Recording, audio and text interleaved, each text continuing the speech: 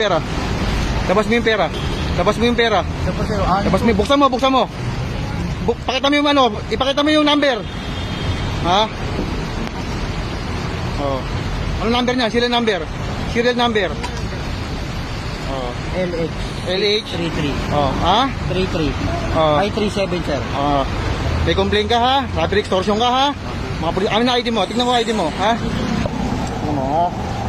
Complain lang. Dito ka, complain lang. Dito ka.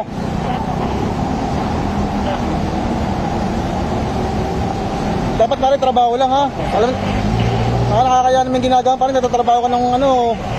Hindi mo pala inaayos yung trabaho mo ha. Pare, na-arresto ka namin ha.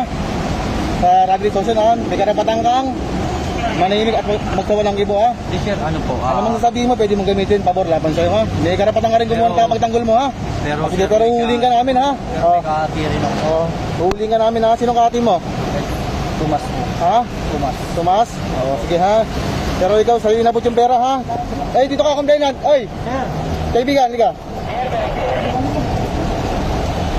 Anong hiningi sa'yo nito?